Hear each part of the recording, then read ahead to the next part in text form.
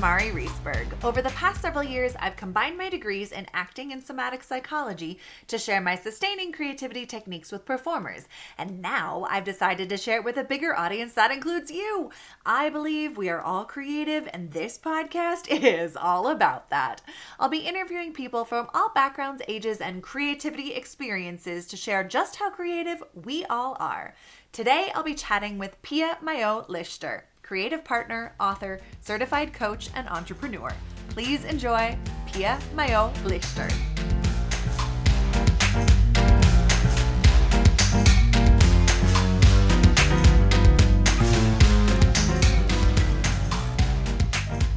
Welcome to the Sustaining Creativity Podcast. Today, I'm chatting with Pia Mailhot-Leichter, creative partner, author, certified coach, and entrepreneur. Welcome to the podcast.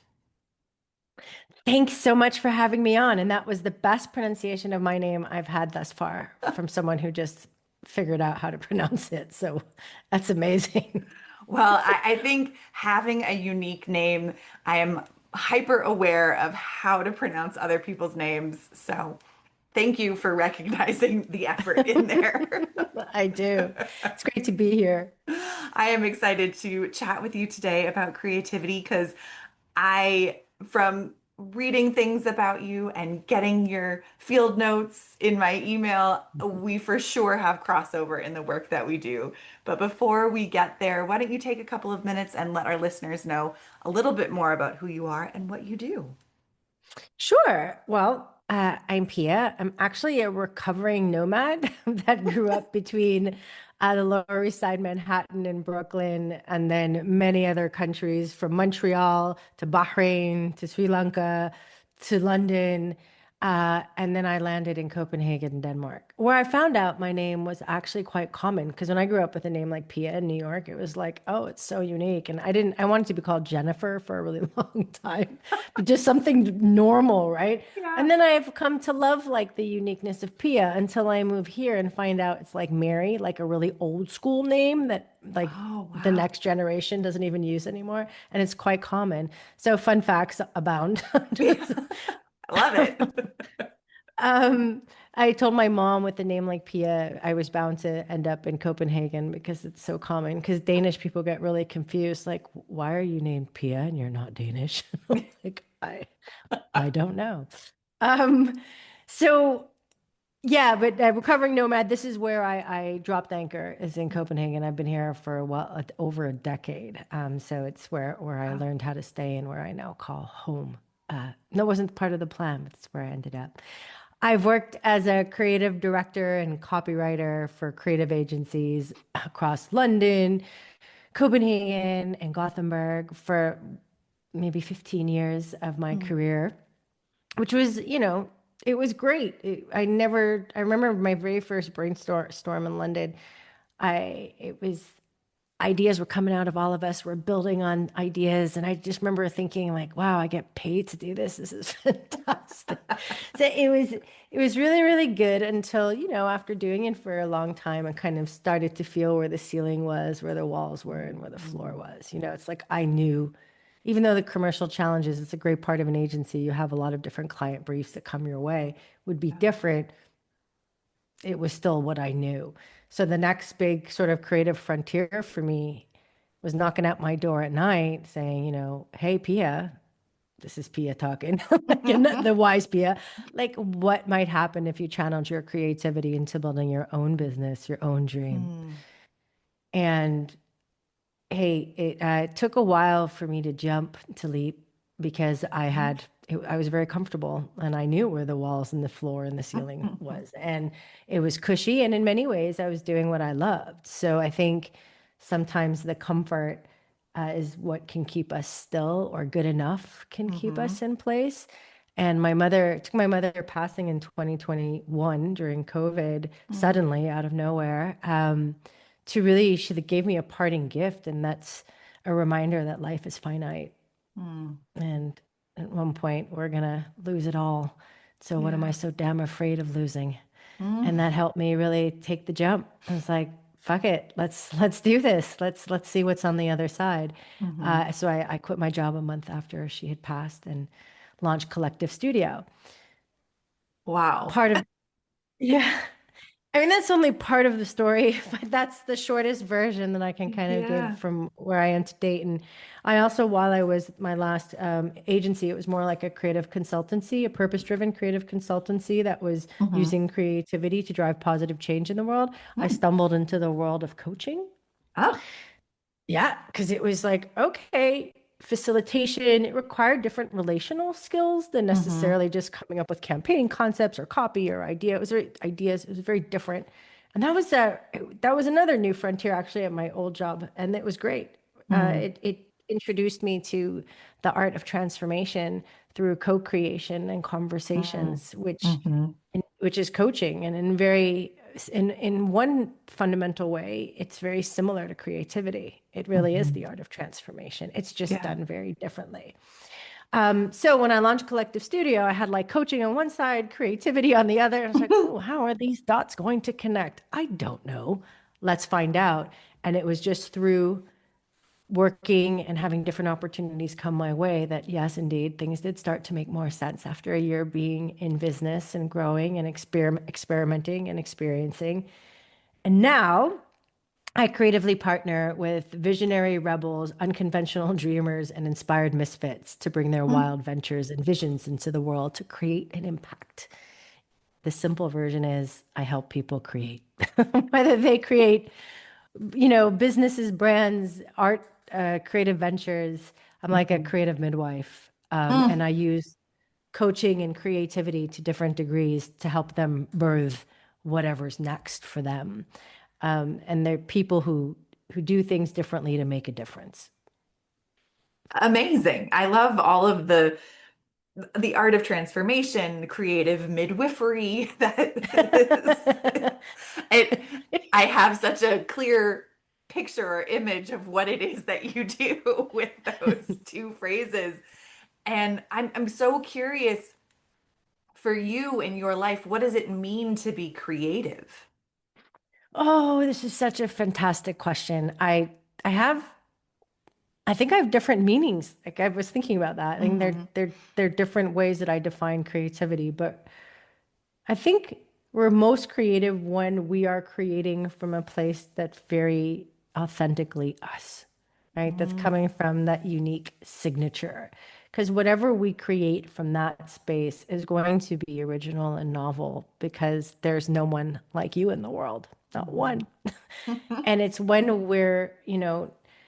it's when we're not connected to that, what we desire, what we want, what lights us up, what gets in our way, that I think we kind of disconnect from our creative power. Yeah. So that's one definition. And then the other, like, bigger definition for me is like, creativity is a novel, useful, unexpected, and sometimes delightful ways of solving everyday challenges. Hmm. And the reason I also love that one is because it widens the definition of creativity and inherently means we are all creative Hmm. because we all do this. Like it is something we all do because artistic expression is one form of creativity and albeit a Yeah. very big one, but it is far from the only one. Creativity Hmm. lives in virtually every single domain. Hmm. I remember reading an academic journal about creativity, and the researcher said, "And even crime." And I was like, "Oh yeah, I never thought of that. Crime is extremely creative. Not that I'm advocating that form of creativity, but it's just a reminder." And I think it's really important because what stops us from being creative is the idea or belief that, well, I'm not creative. Right. So So I'd how do like to you smash that. how do you navigate that with people who I'm sure you come across individuals who don't feel creative or struggle to find or tap in whatever their phrase is around creativity? How do you navigate that with them?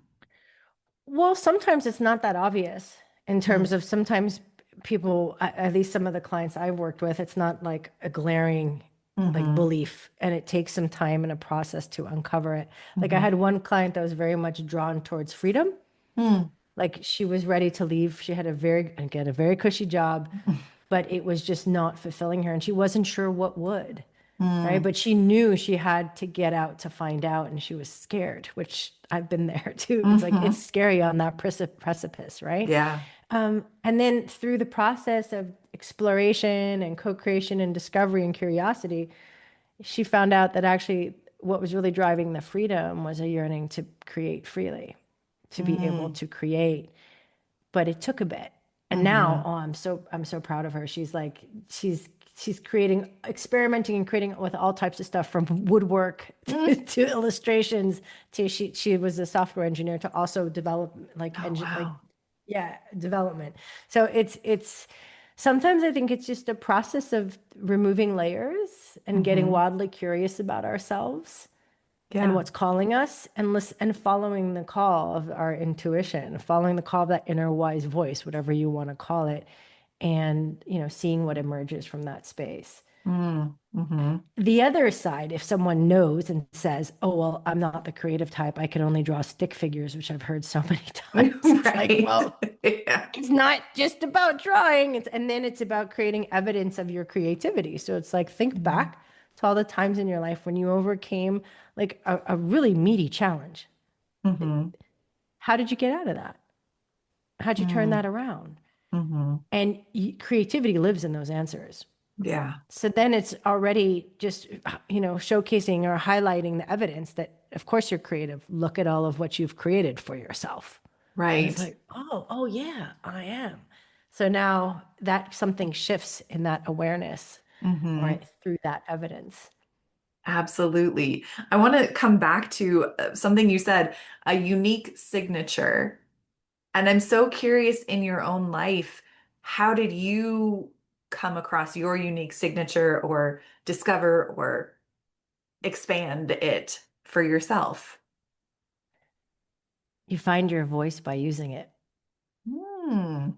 I think that's really simple, but it's really the only way is Yeah. you use it. You keep expressing yourself and whatever form or shape that expression might take. We're also like fluid and changeable beings, thank God, right? We're not static. We're a part of nature. We're like Right. constantly changing.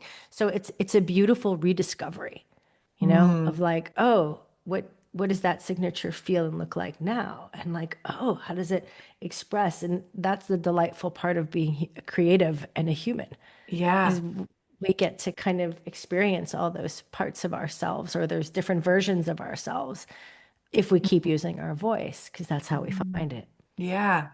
For our listeners who don't have a video, and no one actually has a video except for me, watching you talk and seeing you move your body, I'm so curious how movement kind of plays a role in your creative experience and creative expression and unique voice. Oh, that's such a great question. Well, I'll give you an example. I was feeling really heavy energy today. Hmm. Like, I don't know. It could be the cycle, it could be a lot of things, but I woke up with like these expectations of what I was going to create and make, and it just wasn't happening. Like, Mm. so instead of pushing, I was like, okay, you know what? Just, it's okay. Like, let it be. Hmm. Go work out. I have this Hmm. thing that I do that's called the class, which I absolutely love. It's like mindful movement. Hmm. And it's also using your voice. So it's Mm. being able to move your energy. So like, like Yeah. get energy out of you and to like move. And then the teacher is talking as you're doing it and saying, you showing yourself you can be uncomfortable physically. You Hmm. take that off the mat afterwards or allowing yourself to like process, like let it all out. Like, what are you not expressing? And it's like, like I I had love so it. much in me today, and I felt so much better when I came Mm. back out of that little workout in that room and felt like, okay, I shifted that energy. I also Yeah. created that shift.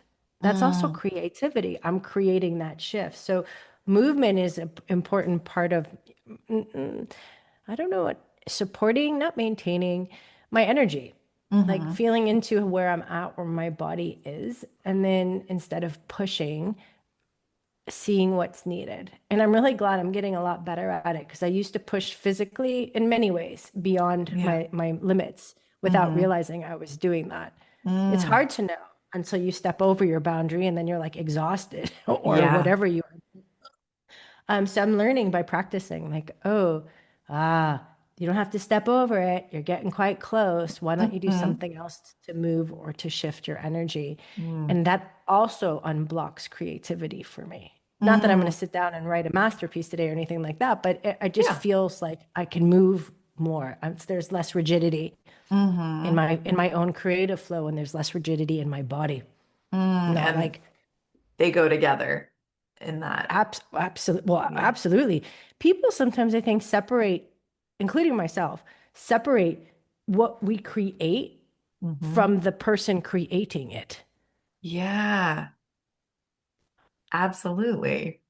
And I think we need to remember it all comes down to the person creating it, us, right? So Mm-hmm. what we believe, the stories we tell, the scripts that are running, all of it influence how we create. So Mm-hmm. for me, that's the beauty of also creative coaching is coming back to you, the person Mm-hmm. creating. And so if someone feels kind of stuck or there's a limiting belief, the other door I was just going to answer is if someone says, well, I'm not creative, it's like, okay, how is that belief serving you? Because usually Mm. we believe something because it's serving us in some way. Right. Yeah. Oh, well, maybe it stops you from being disappointed if you take a chance to do the thing you really want to do and it doesn't turn out the way you might like it. Mm-hmm. Or is it because you don't have to face, the fear of rejection or ridicule or criticism? Right. Or, you know what I mean? Like, is that really true? And how is it serving? And is it still serving you? Mm-hmm. And Yeah. can we say, thank you for trying to keep me safe, Right.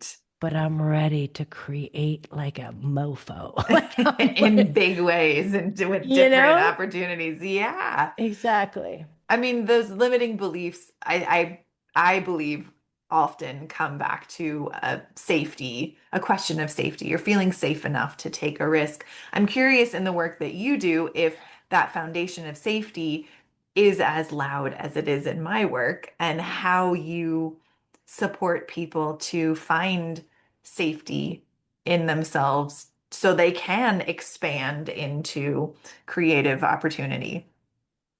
It's a really big question. Because sometimes I would ask clients, like, well, what makes you feel safe? And Mm-hmm. it's really interesting that it's not a question that I've seen many people ponder. Yeah. And you can kind of feel stumped, like, oh, I don't know. Like, what makes me Right. feel like I even have to ask like, what makes me feel safe? I guess I'll answer for myself but first. It's like grounding practices, like Mm-hmm. meditation, Yeah. breathing, even that, like Mm-hmm. just like, ooh, there's something like it's settling. It's like grounding. There's a certain safety in that. And for me, it's self-trust. Mm. Okay. When we trust ourselves, I feel like we create a sense of safety and we learn how to, somewhere how I work with my clients, we learn how to trust ourselves when we are able to slow down enough to hear the Mm. intuitive voice, Mm-hmm. the wise voice, not only the saboteur voices. And when we learn to distinguish between the two, and Mm. that when we see that we can trust that intuitive or heart or whatever word resonates most with people, the Yeah. wise, the inner Yoda, whatever we want to call it Mm-hmm. within, and that we can trust that, we can trust ourselves. Mm. And I think Yeah. there's a safety in that. And there's a safety in knowing no matter what happens, I trust myself and life that I'll manage it, that I'll be Mm-hmm. okay. It's going to be all right. It's not that I trust that shit won't happen because it will, because Yeah. that's life. It's that I Right. trust if shit happens that I can manage it. I can manage myself in it and my emotions in it. And I'm a cat. My future self is going to catch me. I'm going to be all Yeah. right. You Yeah. know, that's safety for me. Mm. Yeah. I'm curious, the self-trust, is that something that you developed later, or has that always been a part of your journey or your knowledge? I think I'm still developing it. I think I'm Mm. going to be like maybe beautifully forever deepening it. Mm. Mm-hmm. I think it's something I definitely developed as I got older. I Mm-hmm. quit drinking 5 years ago. Mm-hmm. Best decision ever for myself. People do whatever they want to do. Yeah. And I think I was actually reflecting on it this morning. Um, Part of my lack of trust or the need to rebuild trust was some not so great decisions made by under the influence. It doesn't Mm, mean I'm not responsible for it. And sometimes sure. my mind goes way back into when I was a teenager in my 20s, not necessarily in my immediate past, Hmm. and starts to like create evidence for you see like you can't like trust yourself in that. Right. This just came up recently, actually, in my field of awareness. I wasn't really thinking Hmm. about it before. And I can 100% trust myself Mm, hmm. now where I am. And I've created evidence to that effect. But I think there's some healing that needs to happen Yeah. for that trust to be deepened. Times Mm, where I might not have, when I behaved in a way that made me feel like I couldn't trust myself, I have to heal that past version. I have to forgive her and love mm, her and say it's cool, like it's okay. I can, and also see where she was at, to say like, hmm. oh, that was tough for you. I get that, like it's, and to Yeah. say I got you now. Like I got us. I got all of us, my, past, present, and future. Yeah. And I think it's a journey. It is a journey, absolutely. And for people who are just beginning that self-trust journey, what are those first steps that you would advise, support, acknowledge, encourage? First steps. Well, I think it's really what's the first step towards self-trust? Huh. Because it's such a personal thing. So I'm trying to think of how to extrapolate my experience. Like it really, well, I think it's creating evidence that supports the belief that you can trust yourself. Mm-hmm. So we can do that by looking back, or we could do that by creating evidence today. Mm-hmm. So if I trusted myself fully, Hmm. I would do X. Mm. This is a nice experiment. Like, Yeah. what if you trusted yourself fully, what would you do Yeah. differently, maybe, or new? Hmm. Oh, I would launch that podcast. I'm just making stuff up Yeah. because I would trust that I could show up and be seen and be vulnerable, and that no Hmm. matter what the response is, that I'll be okay because I got me, and I trust that I'm coming from a Yeah. place of like something that I'm meant to share that hopefully Mm. could create an impact, no matter how it's received, like, or Hmm. whatever the story might be. And so Yeah. I think that's the first step is getting curious. What does it look like to Mm. you? Hmm. And then Yeah. listening, like whatever came up, do that thing Hmm. in micro or macro. You could start micro if like if the big Yeah. feels too big, right? Like it doesn't have to be I'm going to quit my job and move to Hawaii. Like Right. hey, Right. maybe if Yeah. that feels like what you really want to do, but it could also be in the small. Like if I really trusted myself, I would do this. Hmm. I mean, trust is built like in any relationship, right? When we're in a Yeah. relationship with another person, we build Hmm. trust because that person, you can trust that they're going to either show up or do what they say they're going to Hmm. do. And we can also think about it like that. Like if you were thinking about a relationship with another person, what helps you build trust? Sometimes Mm. that's easier than asking what builds trust with Right. ourselves. And Hmm. that will also be individual, right? Yeah. But getting curious about what helps build trust for you in vis-a-vis a relationship with another. Hmm. Once you have those insights, you can use them on yourself. Yeah, absolutely. I love that. And I agree. There's so many pieces that align with what you're saying with the work that I do also. I want to talk a little bit about your book that came out, kind of part memoir, part creative life experience. Tell us, tell listeners a little bit about it. Great. Well, it's called Welcome to the Creative Club. Make life your biggest art project.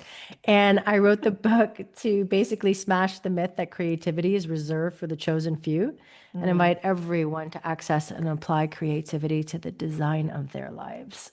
mm, Because what's more creative than designing your one experience of this wild life? hmm.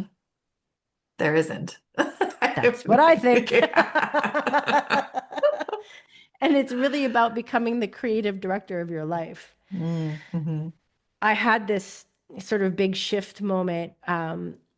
This is years, maybe 8 years ago, if not longer. I got fired from my job. I'd just gone through a very messy divorce, was in a rebound relationship.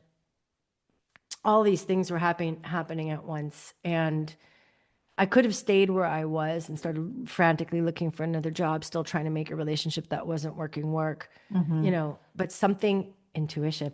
I wouldn't have called it intuition at the time, but something within said, Mm-hmm. you need to do things differently. Mm-hmm.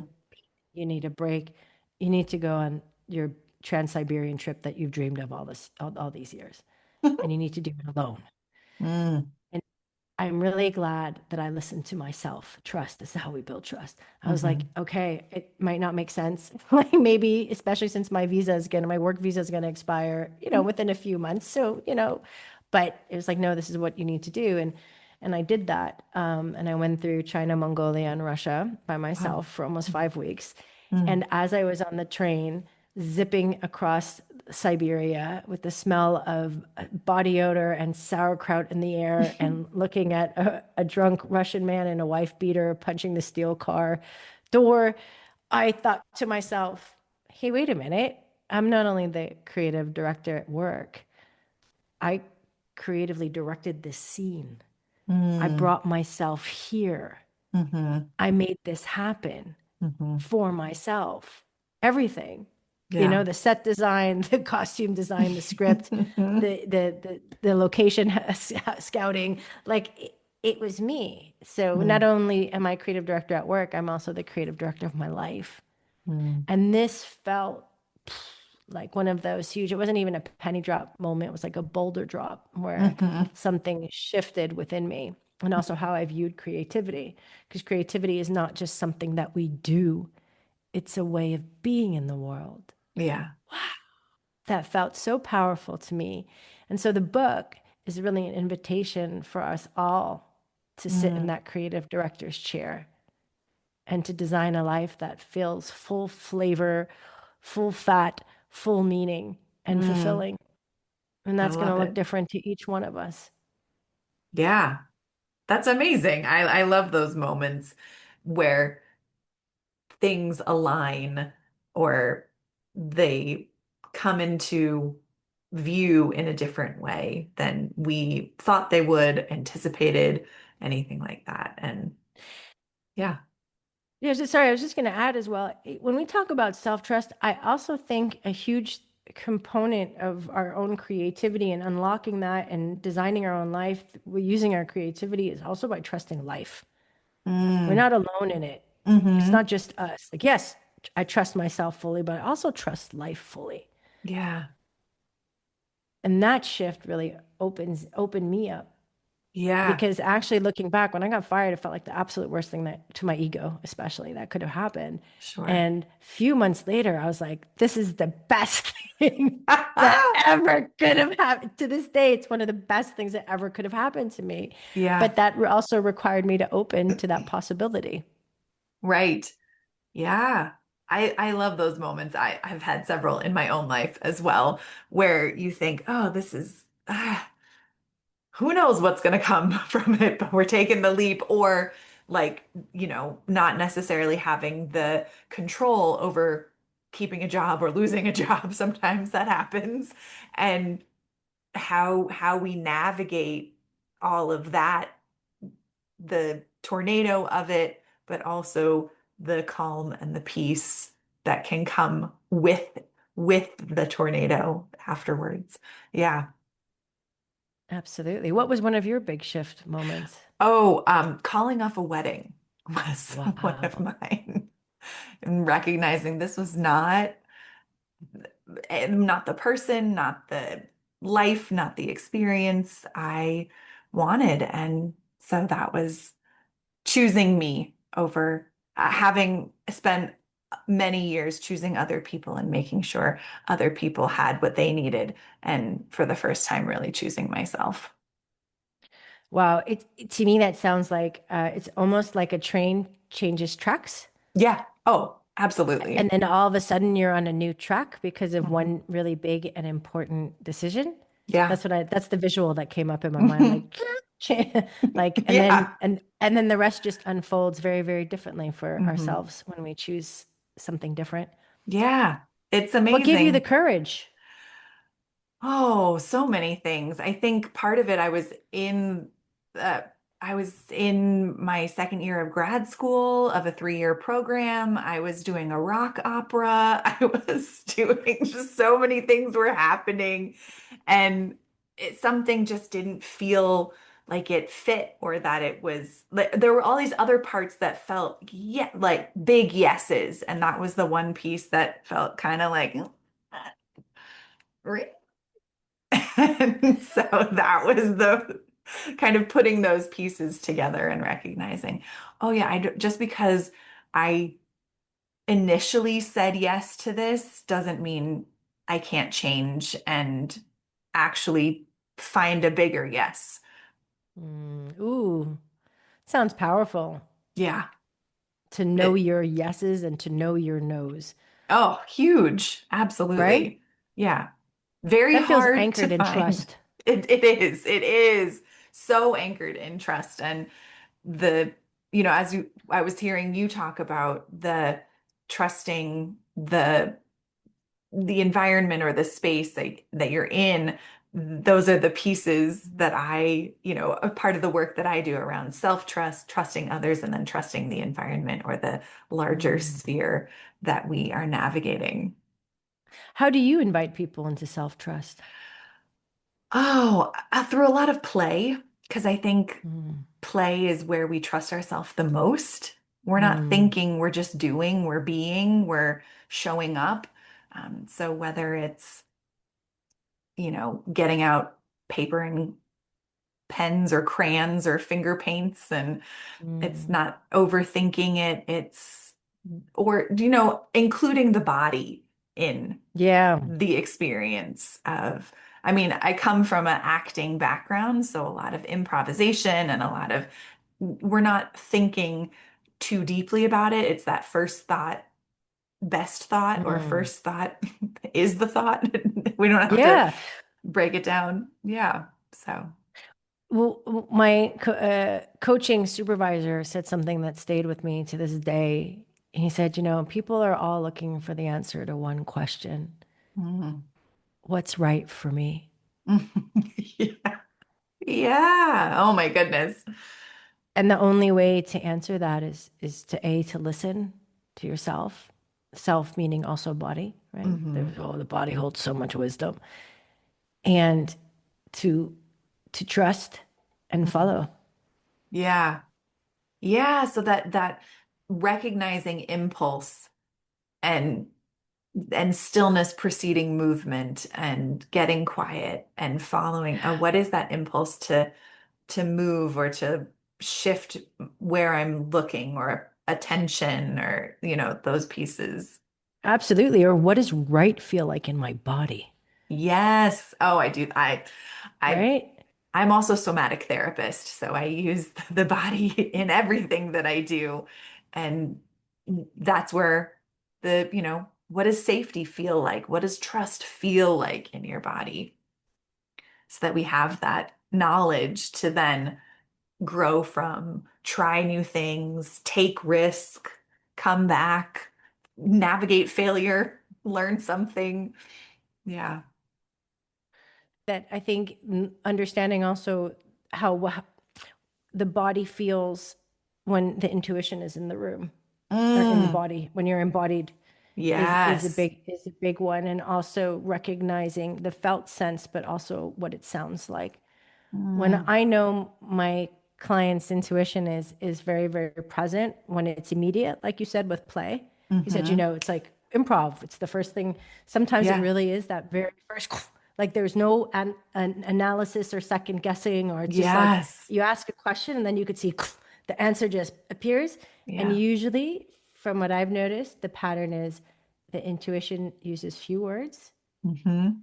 and it's simple. Yeah. It's not blah, blah, blah, blah. It's felt. And usually people feel it, like everyone feels it in their own body differently, but it's Hmm. like in the chest, solar plexus, shoulders back, and Hmm. inviting people to get curious, like what Mm. happens, what's happening now, how do you know? And the reason for me for doing that is so that in the future it becomes almost more immediate, that trust. Like, oh, yeah, my chest is open and it's few words Yeah. and it sounds like this. Yes, okay, that's my intuition. That's what's right for me. That's that's where we're going with it. Absolutely. That's the when we shorten the distance, then we're living in that space more often. And that's where I also feel trust gets harnessed and we experience more of it, so it becomes easier. It's that the neural network Absolutely. The more we pieces. deepen that neural pathway, that Yeah. groove, right? Of, then the sort of more ease filled. I won't say, I don't like the word easier. The more Yeah. ease filled it becomes. It's like, oh, Yeah. I'm doing this now. Oh, we're doing this now. Oh, yeah, we Yeah. are listening to our intuition. Oh, we are gonna oh, okay, we're gonna and then that Mm-hmm. train track shifts again. Exactly. Oh my goodness. Well, we could talk for hours, I'm I sure. think so. But this has been such a treat. I just have one last question for you. What does it feel like in your body to be creative? Ooh, it's a dual feeling of sort of electricity.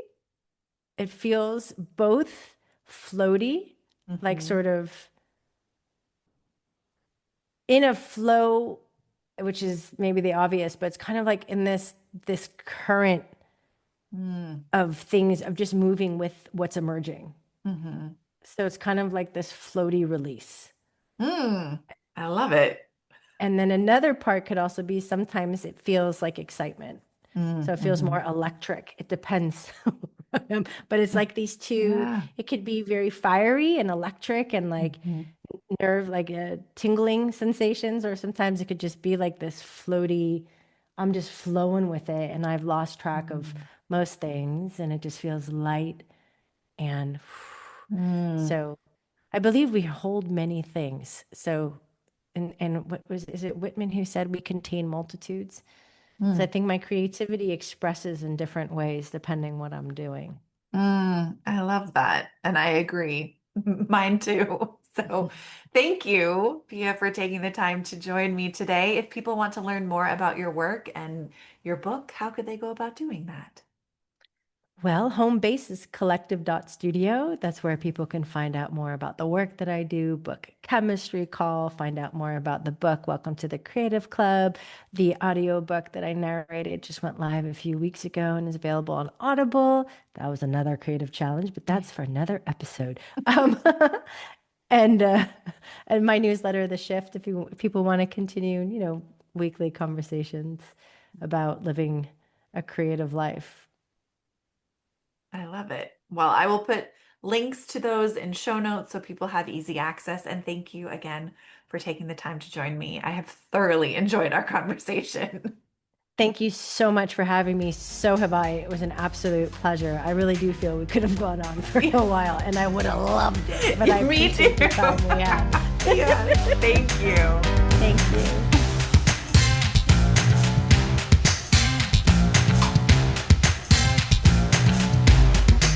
Thanks for listening to the Sustaining Creativity Podcast. We'd love to keep in touch, so follow us on Facebook and Instagram. We are at Sustaining Creativity. Make sure to subscribe to the podcast wherever you listen to podcasts. Tag your friends and family so they can listen too. We love to hear from you, so leave your reviews, comments, and questions. Check out our website, sustainingcreativity.com, for upcoming offerings and creativity coaching. Tune in Tuesdays for our next episode. And remember, with creativity, anything's possible.